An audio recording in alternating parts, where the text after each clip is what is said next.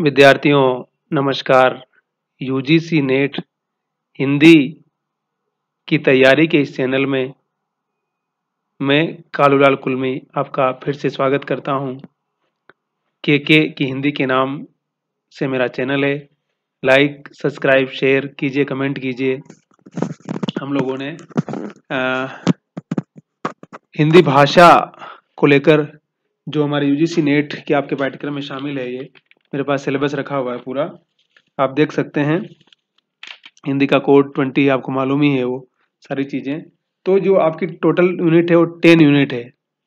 कितनी है? 10 यूनिट है। उसमें हम पहली यूनिट जो हिंदी भाषा और उसका विकास को लेकर पूरी यूनिट है ना।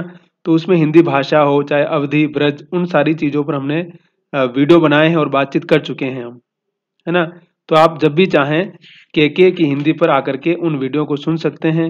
हमने विस्तार से बोलियों पर भी बात की है, अवधि भाषा पर बात की है, खड़ी बोली और आधुनिकता के अंतर संबंध पर बात की है, अवधि ब्रज की जो पूरी परंपरा है, रीतिकाल के जो तमाम कवि हैं उनकी रचनात्मकता, उन सारे संदर्भों के साथ हमने विस्तार से उस पर बातचीत की है।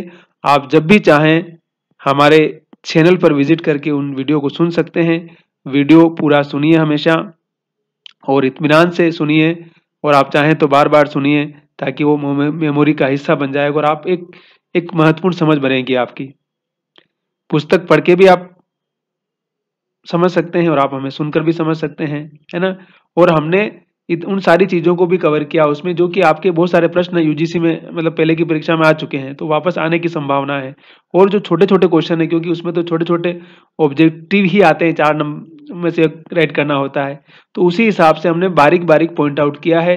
तो आप अपनी सहूलियत के हिसाब से आइए, ज्वाइन कीजिए और लाइक कीजिए, सब्सक्राइब कीजिए, शेयर कीजिए, कमेंट कीजिए और बात कीजिए। आपको कुछ पूछना है तो भी आप नीचे कमेंट कर सकते हैं, कोई दिक्कत नहीं है। तो इकाई नंबर 1 जो आपके UGC university grant commission net के हिंदी के पाठ्यक्रम में शामिल है, हम उसमें आगे जाते हुए हम बात कर रहे हैं अब कि भाषा और मानक रूप और देवनागरी लिपि और तमाम चीजें जो आपके सिलेबस में है, उस पर हम आगे बातचीत कर रहे हैं। उसमें देवनागरी लिपि का विकास और जो हिंदी का जो मानकीकरण होता है ना, उस पर हम अभी बात करेंगे।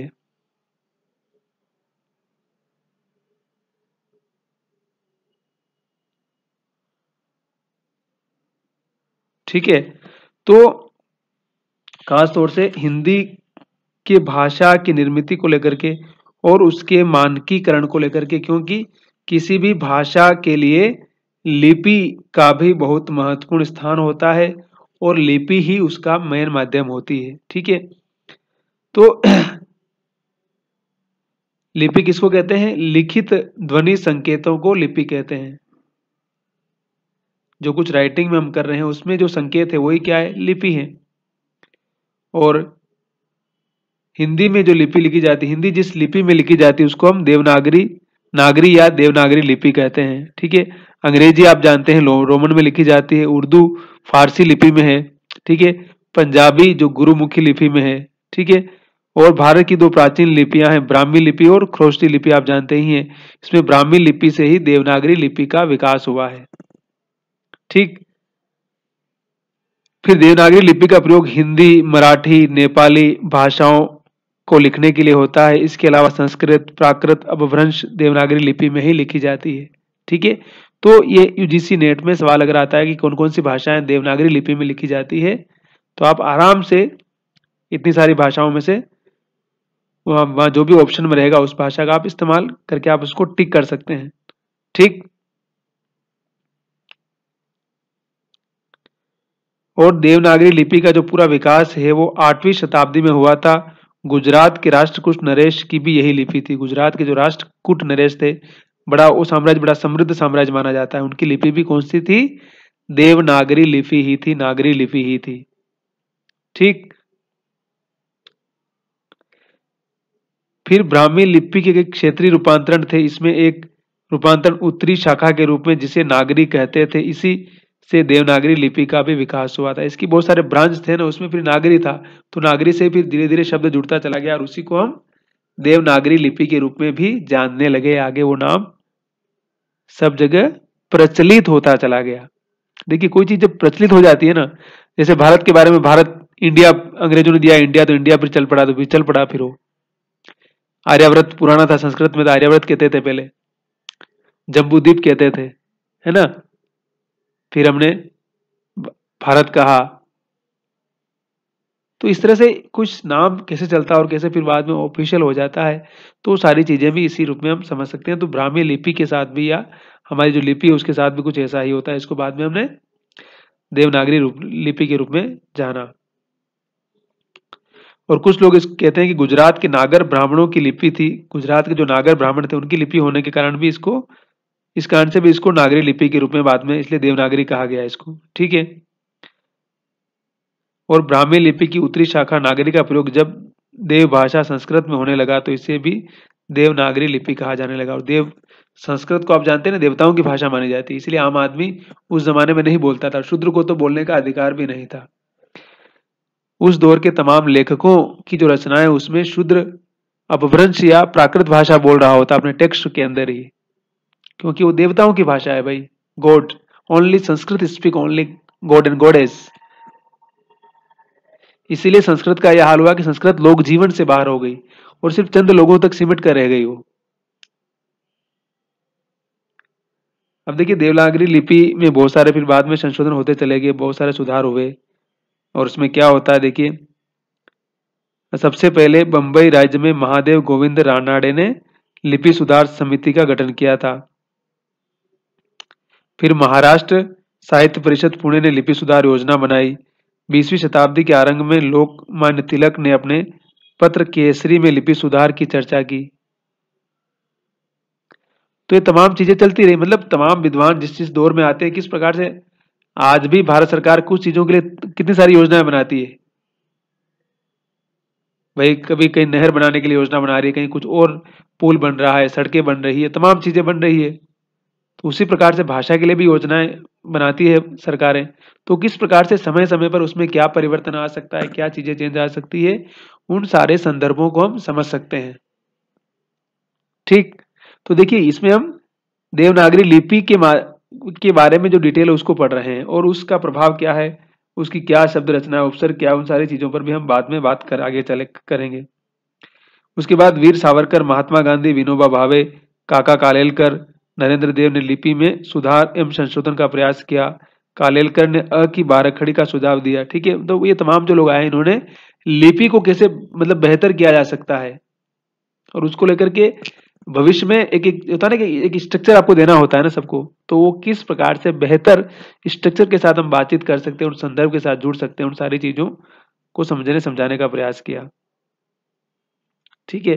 फिर 1941 में हिंदी साहित्य सम्मेलन प्रयाग प्रयाग जिसको हम इलाहाबाद कहते थे, फिर वापस प्रयाग हो गया वो। लिपि सुधार समिति बनाई गई, ठीक है। तो इसमें वापस सारी चीजें की गई। फिर 47 में किस प्रकार से आचार्य नरेंद्र देव की अध्यक्षता में लिपि सुधार समिति का गठन किया गया। इसमें की बारखड़ी भ्रामक है, तो ये सारी चीजें उसमें क्या क्या सुधार हो सकता है वो सारा चलता रहा। फिर 1953 में डॉक्टर राधाकृष्णन की अध्यक्षता में एक उच्च स्तरीय बैठक हुई, जिसमें सुझाव दिया गया कि स्व ई की व्यंजना, मतलब उसमें क्या मैंने कहा ना कि लिपि को लेकर क्या सुधार हो सकता है, वो सारी चीजें चलती रही और ये सारा कुछ चलता रहा। और आप देखते हैं कि देवनागरी लिपि की जो वैज्ञानिकता, उसके बारे में हम समझ सकते हैं कि जिसमें 52 अक्षर होते हैं, आप जानते ही हिंदी में, तो आपने बारहकड़ी पढ़ी होगी स्कूल में भी, है ना। और हिंदी के बारे में ये कि सबसे ये मतलब जो इसमें बोला जाता है वही कहा जाता है। अंग्रेजी की तरह नॉलेज को नॉलेज के नहीं आता है ना। तो इसलिए भी हिंदी ज्यादा साइंटिफिक भाषा है उस तरह से, लेकिन ज्यादा कठिन भी है, क्योंकि जो नॉन हिंदी के लोग हैं उनको सीखने में बड़ी परेशानी आती है फिर इसको लेकर के, ठीक। तो इसमें 12 कुल वर्ण है, और वर्णमाला इस प्रकार है, इसमें अनुस्वार, विसर्ग, व्यंजन, व्यंजन कितने हैं इसमें, कुल 52 है ना। तो स्वर तो 11 है, और बाकी सारे जो बचे हैं वो व्यंजन है, ठीक है। तो व्यंजन अ आ इ उ री ए ओ हो गए, तो सारे हो गए, 11 हो गए, आपको मालूम है, स्वर हो गए हैं। तो उसके बाद व्यंजन है, बाकी सब व्यंजन है। देखिए व्यंजन कौन कौन से हैं, तो क ख ग और ग ड 5 हो गए।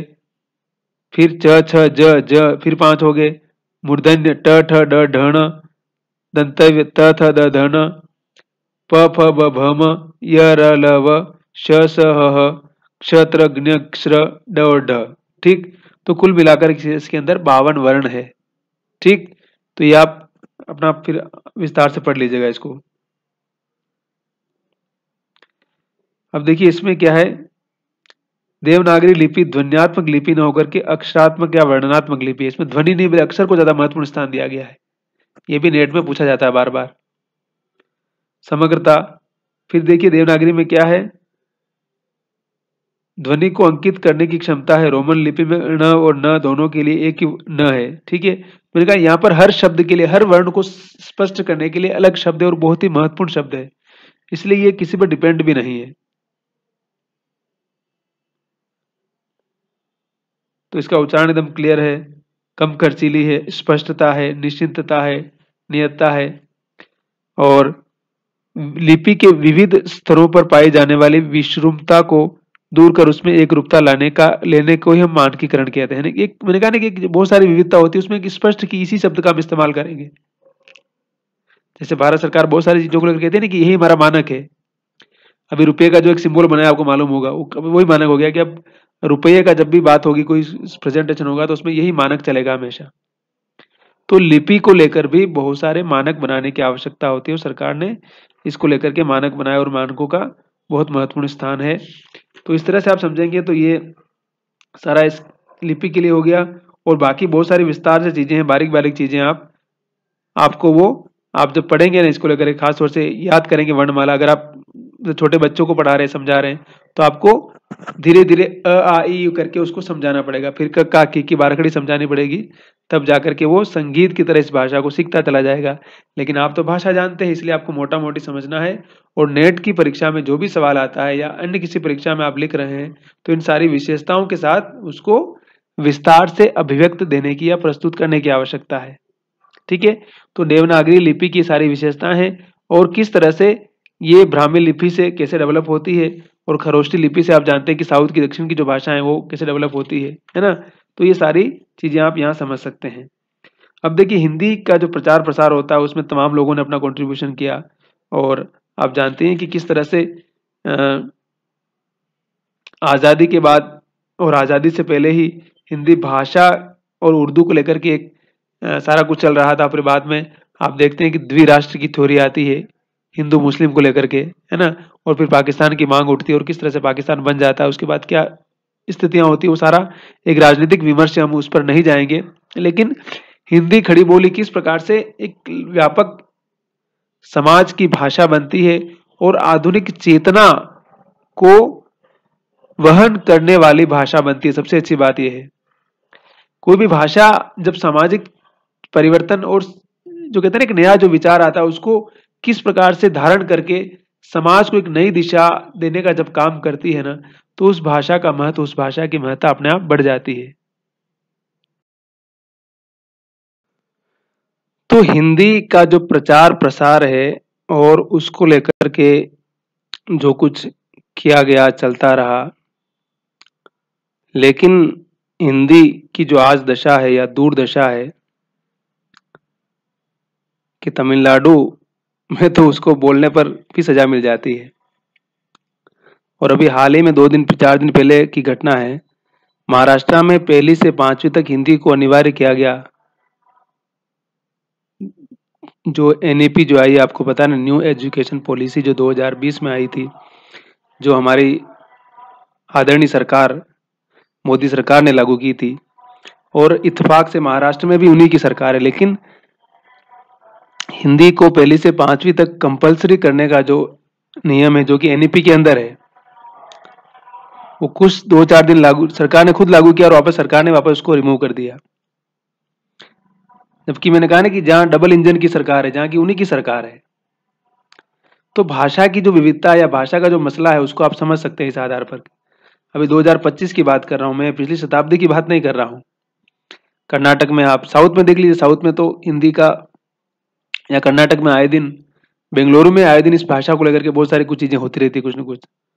हम लोग भी जाते हैं बाजार में कुछ खरीदने के लिए, तो तमाम लोग बोलते हैं कन्नड़ माताड़ी, कन्नड़ बोलिए, कर्नाटक है।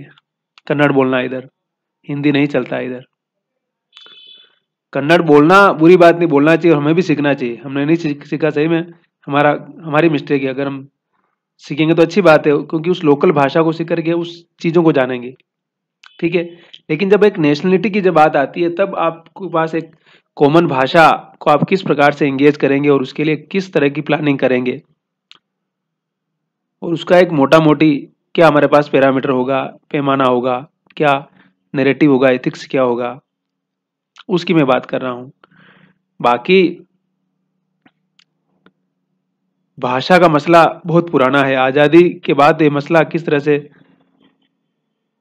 बढ़ता चला गया, और आपको अगर ज्ञात होगा कि तमिलनाडु में तो बहुत भयंकर संघर्ष हो गया था भाषा को लेकर, जब उसमें हिंदी लागू करने की बात हो रही थी, जब 65-60 की बात कर रहा हूं मैं। और अभी भी जब एनईपी आई और तमिलनाडु की जो सरकार है, अभी स्टालिन जहाँ के सीएम है, उन्होंने बोला बिल्कुल हम बिल्कुल अप्लाई नहीं करेंगे, हम पर हिंदी बिल्कुल नहीं थोप सकते आप। और बोले हमें हिंदी से क्या लेना देना, बिल्कुल बोलते हैं वो लोग, स्पष्ट बोलते हैं,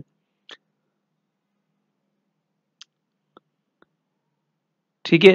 तो उस विषय पर हम विस्तार में, हम उस तरफ नहीं जा रहे, हम भाषा की बात कर रहे थे। और मैं इत्तेफाक से दक्षिण भारत में हूँ, और यहाँ की जब देखिए आप जिस जगह पे रहते हैं तो वहाँ की बहुत सारी चीजें आप समझ जाते हैं फिर। इसलिए यात्राएं करना बहुत जरूरी है, जगह जगह देखना, घूमना फिरना, उसके बारे में लोगों से बात करना, समझना, उससे बहुत सारी चीजें समझ में आती है आपको।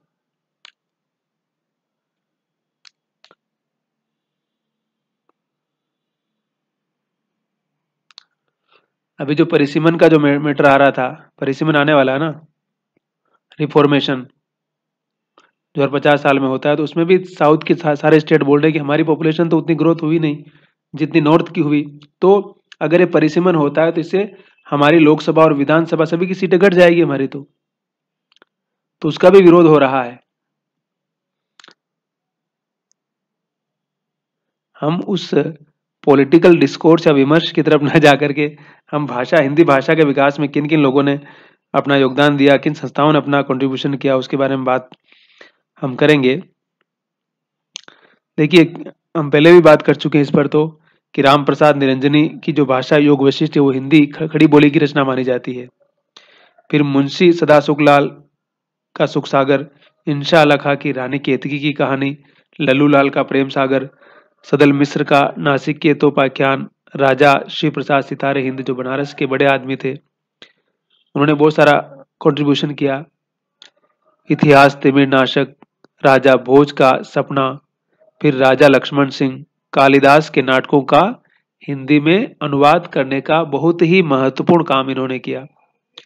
श्रद्धा लाल फुलेरी, सत्यामृत प्रवाह, भाग्यवती उपन्यास लिखी, जो पंजाब के रहने वाले थे। हम पिछले वीडियो में इन सारी चीजों का जिक्र कर चुके हैं। अगर आपको ब्रज भाषा या ब्रज भाषा के दौर में जो हिंदी खड़ी बोली में लिख रहे थे उनके बारे में जानकारी चाहिए, तो आप वीडियो मेरे चैनल पर आकर के देख सकते हैं, के की हिंदी के नाम से, ठीक। और आधुनिक काल में सांस्कृतिक जागरण के लिए जो संस्थान बने थे, उसमें देखिए हम मोटा मोटी इनकी बात करते हैं। इसमें महात्मा फुले ने जो काम किया, शायद इसका उन्होंने जिक्र नहीं किया है। महात्मा फुले साहब ने सत्यशोधक समाज की स्थापना की थी, जो महाराष्ट्र में पुणे में थे यहाँ पर। और अभी जो फिल्म आई है फूले जी पर, उसका देखिए कि तमाम लोग विरोध कर रहे हैं। क्यों विरोध कर रहे हैं मुझे मालूम नहीं है, लेकिन फिल्म जरूर देखिए आप। और महात्मा फुले का जो कंट्रीब्यूशन है उसको जरूर समझिए, उन्होंने कितना बड़ा कंट्रीब्यूशन किया समाज के रिफॉर्म करने के लिए। मैंने कहा ना कि सहमति असहमति अपनी जगह, लेकिन जो यथार्थ है, जो फैक्ट है, उसको खारिज नहीं कर सकते आप ना। उस दौर में उन्होंने ब्राह्मण समाज की जो विधवाएं महिलाएं थी उनको स्थान दिया, उनको एक सम्मानजनक जीवन जीने के लिए उन्होंने बकायदा, मतलब उस जमाने में आश्रम हॉस्पिटल स्थापित किया, उनकी पत्नी दोनों ने मिलकर के, महात्मा फुले और सावित्रीबाई फुले ने। और लड़कियों को पढ़ाने के लिए उस जमाने में स्कूल खोला उन्होंने। मतलब जहां आप देखिए आज जो महिलाएं तो हर जगह पर है, लेकिन उस दौर में कितना मुश्किल रहा होगा। और वो जब जाते थे पढ़ाने के लिए तो लोग उन पर गोबर फेंकते थे, गालियां बकते थे, और उन्हें क्या क्या नहीं बोलते थे। लेकिन आज देखिए उनके अच्छे कर्मों का परिणाम है कि हमारा समाज कितना आगे बढ़ चुका है, और हमारे घर की जो तमाम महिलाएं पढ़ रही है, उनको पढ़ने का मौका मिल रहा है, तो समझिए कि उसके पीछे उन्हीं लोगों का कंट्रीब्यूशन है।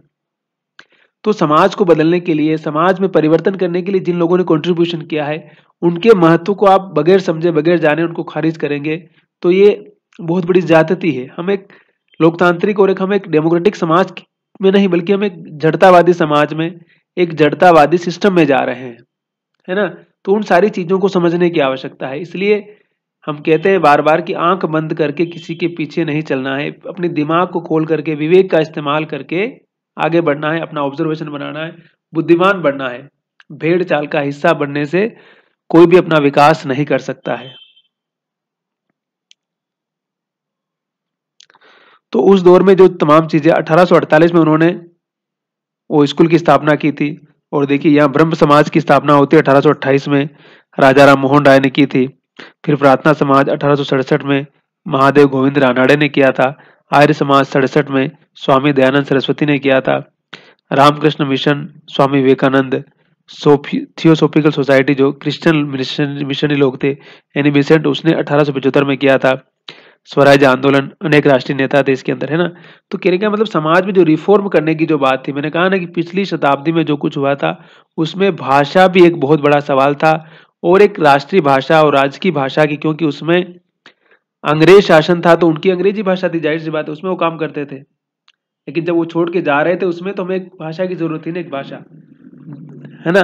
तो उसमें हिंदी जो सर्वाधिक बोली जाती है उसको बनाने की बात चली, लेकिन वो सिलसिला शायद नहीं चल पाया, क्योंकि कह सकते हैं कि जो भी चीजें रही हो उस दौर में, ठीक है, तो हिंदी, उर्दू और फारसी का जो विवाद था वो तो ब्रिटिश जमाने से चल रहा है कि फारसी मुसलमानों की भाषा है, हिंदी हिंदुओं की भाषा है। और इसी के नाम पर आप देखते हैं कि बाद में मैंने कहा नहीं कि देश का बंटवारा होता है और सारी चीजें जो हमारे सामने आती है उसका दुष्परिणाम क्या हुआ है, कितने सारे लोग, निर्दोष लोग मारे गए। और आज भी हम देखिए भारत पाकिस्तान के साथ तमाम चीजें चल रही है। अभी 4 दिन पहले ही पुलवामा में अटैक हुआ, और किस तरह से सारी चीजें जो कहते हैं जो चल रहा था वो किस प्रकार से सब कुछ डिस्टर्ब हो गया पूरी तरह से। और निहत्थे लोगों को मारना कोई बहादुरी का काम नहीं होता है। किसी भी धर्म के नाम पर आप लोगों को अगर हत्या करवाना सिखाएंगे, वायलेंस पे ले जाएंगे, तो समाज कभी भी ग्रो नहीं कर पाएगा। इसका उदाहरण आप अफगानिस्तान देखिए, पाकिस्तान देखिए, तमाम वो देश देखिए जहां चरमपंथ को आपने बढ़ावा दिया, और फिर बाद में वही राक्षस बन गए और उन्हीं लोगों ने वापस उन्हीं के समाज को, उन्हीं की चीजों को नष्ट करना शुरू किया। वो शिवजी वाली बात है ना कि तांडव नृत्य में आप अगर इसमें किसको सर पे बैठाएंगे तो कल पता लगा, कल आपके सर पे बैठ करके आप ही को भस्म कर देगा वाली बात है। कि आपने ज्ञान दिया कि भाई तू कुछ भी कर सकता है, तो बोला कि मैं आप ही के सर पे बैठ लेता हूँ और आप ही को भस्म कर देता हूँ। तो इसलिए हाथ काट के जब आप हाथ में देंगे तो फिर चीजें ऐसे ही चलेगी, ठीक है। तो आर्य समाज में स्वामी दयानंद सरस्वती ने सत्यार्थ प्रकाश पुस्तक लिखी थी, आप जानते ही हैं। और इत्तेफाक की बात देखिए कि सत्यार्थ प्रकाश पुस्तक उदयपुर शहर में लिखी गई है और हिंदी भाषा में लिखी हुई है, और राष्ट्रीय चेतना और तमाम मूल्यों की बात इसमें वो करते हुए नजर आते हैं, ठीक है। ईसाई मिशनरियों ने भी अपना योगदान दिया, क्योंकि इन्हें भी अपने धर्म का, ईसाई धर्म का प्रचार करना था ना भाई। तो ईसाई धर्म का प्रचार करने के लिए यहाँ की लोक भाषा में यहाँ के जो लोग हैं उनके साथ कम्युनिकेशन करना है। तो जिन लोग, जहाँ जिस प्रदेश में जिन लोगों के साथ कम्युनिकेट करना होता है, जाहिर सी बात है आपको उन्हीं की भाषा के साथ जुड़ना होता है। उनकी परंपरा, उनकी रीति रिवाज, उनकी जीवन शैली, उनकी संस्कृति, उन सारी चीजों को समझने के लिए वहाँ की भाषा को अगर आप समझ जाएंगे, वहाँ की भाषा में आप जाएंगे, तो बहुत सारी चीजें अपने आप हम समझते हुए चले जाएंगे, ठीक है। फिर बाद में क्या होता है देखिए, नागरिक प्रचारणी सभा काशी 1893 में उसकी स्थापना होती है। हिंदी साहित्य सम्मेलन प्रयाग 1910 में। दक्षिण भारत हिंदी प्रचार सभा मद्रास, जिसको आजकल हम चेन्नई कहते हैं। राष्ट्रभाषा प्रचार समिति वर्धा 1936 में। महाराष्ट्र राष्ट्रभाषा सभा पुणे 1945। केंद्रीय हिंदी निदेशालय मानव संसाधन विकास मंत्रालय नई दिल्ली। हिंदी प्रचार समिति असम राष्ट्रभाषा प्रचार समिति गुवाहाटी 1938। बम्बई हिंदी विद्यापीठ 1938। हिंदी विद्यापीठ देवघर 1929। बिहार राष्ट्रभाषा परिषद पटना 1947। केरल हिंदी प्रचार सभा तिरुवनंतपुरम, है ना। तो ये सारे जो संस्थान है, सारी जगह हिंदी के लिए इन सारी चीजों को स्थापित किया गया। और चाहे हिंदी भाषा हो, साहित्य हो, उसने उसमें कैसे क्या काम करना। और नागरी प्रचारणी जो काशी की सभा है उसका तो बहुत बड़ा योगदान था, उसमें आचार्य शुक्ल ने भी काम किया, तमाम विद्वानों ने काम किया। और जो तमाम पुरानी जो पांडुलिपियां थी उन्हें किस प्रकार से प्रकाशित करने का काम हो या सामने लाने का काम हो, परिमार्जित करने का काम हो, वो सारा काम इसमें होता रहा। और बहुत ही महत्वपूर्ण पब्लिकेशन करने में इस संस्था ने अपना योगदान दिया है। और बहुत सस्ते रेट पर किताबें उपलब्ध करवाना, देखिए ये भी अपने आप में बहुत बढ़िया बात होती है कि आप जो सामान्य पाठक है, जिन तक पहुंचना है आपको, उनको किस प्रकार से कम पैसे में पुस्तकें उपलब्ध करवाएं ताकि वो पढ़ सकें।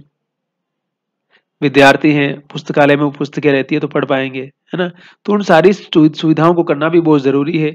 आजकल तो डिजिटल जमाना आ गया है, तो डिजिटल रूप में फॉर्म में सब चीजें आने लग गई है, तो हम चाहें तो डिजिटल फॉर्म में आकर के भी चीजों को पढ़ सकते हैं, समझ सकते हैं, सुन सकते हैं। लेकिन उस दौर की कल्पना कीजिए जबकि आपको सब कुछ हाथ से लिखना होता था। आज तो हम फोटोकॉपी और तमाम सुख सुविधाओं का इस्तेमाल, आज तो गूगल करते हैं, फटाक सब कुछ मिल जाता है हमें। लेकिन उस समय कहाँ कुछ था ऐसा। तो उस बैकग्राउंड को भी समझने की आवश्यकता है, ठीक है। हिंदी से हमने बात की थी, हमने देखी किस प्रकार से इन सारी चीजों ने किस प्रकार से अपना काम किया। चाहे दक्षिण भारत की प्रचार सभा मद्रास हो, उसने भी काम किया।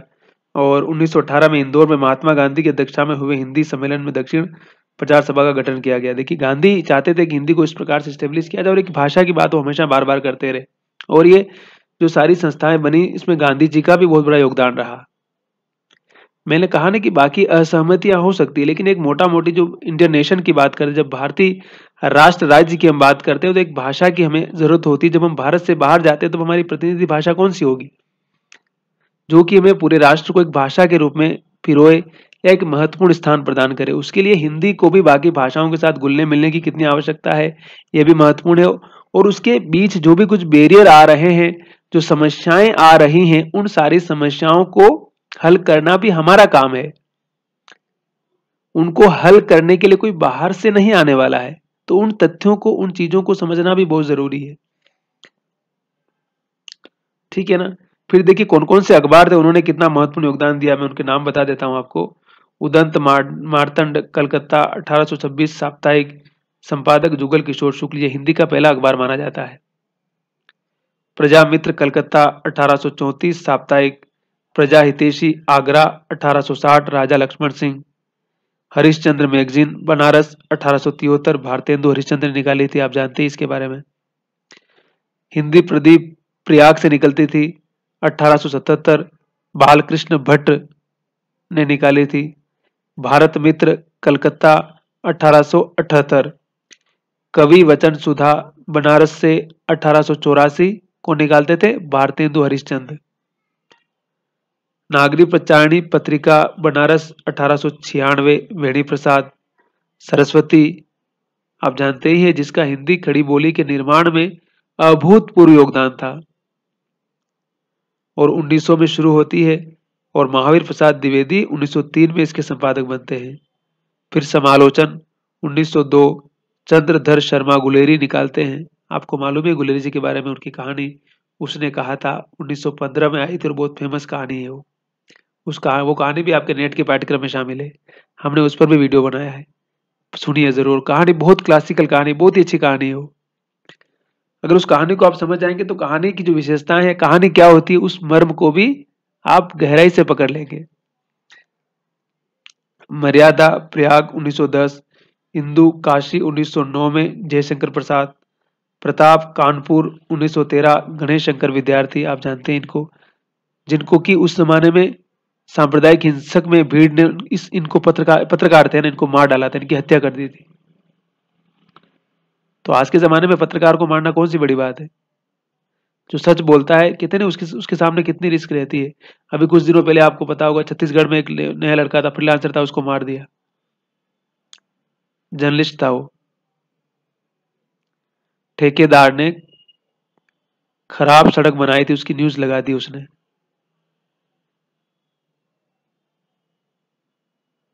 ठेकेदार ने उसको घर बुलाया, उसका सजाती ही था, और खाने पे बुलाया, और वहीं पकड़ करके कोई उसका अंदर का कुंड था, उसके अंदर सीमेंट के अंदर उसको दफना दिया। 4 दिन के बाद पुलिस ढूंढ पाई उसको।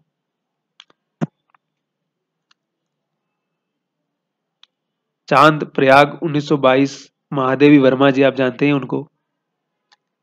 मतवाला कलकत्ता 1923, निराला शिवभूषण सहाय। पंजाब केसरी लाहौर 1929। अब लाहौर तो पाकिस्तान में चला गया है, ये पता ही होगा आपको तो। विशाल भारत कलकत्ता बनारसी दास चतुर्वेदी, है ना। तो इन सारी पत्र पत्रिकाओं का हिंदी के निर्माण में उस जमाने में बहुत बड़ा कंट्रीब्यूशन था। और एक संपादक जो होता है ना, कहते हैं कि मतलब एक परिवार के इससे होता है ना, पिता की तरह होता है। वो किस प्रकार से चीजों को पालता पोसता है, एक नई पीढ़ी को तैयार करने में उस संपादक की बहुत बड़ी भूमिका होती है। संपादक की दृष्टि बहुत सारे लोगों को तैयार करती है और नए लेखकों को तैयार करने में, उनको सिखाने में उसकी बड़ी भूमिका होती है। जो नए लोग लिख रहे होते हैं, नई पीढ़ी तैयार हो रही होती है, उसको किस प्रकार से मार्गदर्शन देना है, क्या चीजें सिखाना है, किस तरह से लिखना सिखाना है, क्या साहित्य पढ़ना है, क्या नहीं पढ़ना है ना। तो एक उसकी एक दृष्टि के निर्माण में संपादक की बड़ी भूमिका होती है। तो अगर संपादक दृष्टिहीन है, बुद्धिहीन है, तो फिर वो सारा कुछ कूड़ा कचरा करता रहेगा। लेकिन अगर संपादक समझदार है, वो सारी चीजें समझता है, तो समझिए कि वो महत्वपूर्ण करेगा। और चाहे राजेंद्र यादव की बात करें, चाहे प्रेमचंद की बात करें, या चाहे इन तमाम संपादकों की मैं बात करूं,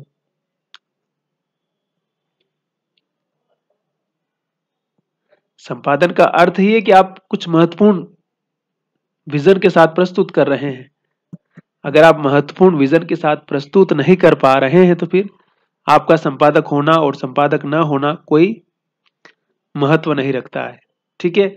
तो हिंदी के निर्माण और देवनागरी लिपि के निर्माण के बनने की प्रक्रिया और उसमें किस प्रकार से हिंदी के लिखने के इन सारे आयामों को हम इस तरह से समझ सकते हैं। और जिन लोगों ने हिंदी के निर्माण में अपना कंट्रीब्यूशन दिया है, उनका महत्व क्या रहा है और उन्होंने किस तरह से इस भाषा को निर्मित किया है, उन सारी चीजों को भी हम समझ सकते हैं। ठीक। हम मिलते हैं अगले वीडियो में। आप बने रहिए और वीडियो पूरा देखिए, लाइक सब्सक्राइब शेयर कीजिए। और बहुत बहुत शुक्रिया आपको। बने रहिए हमारे साथ और सब्सक्राइब जरूर कीजिए। और नेगेटिव विचारों से दूर रहिए, नेगेटिव लोगों से दूर रहिए और अपने आप को हमेशा पॉजिटिव बना के रखिए। और गिव अप नहीं करना है, गिव अप नहीं करना है।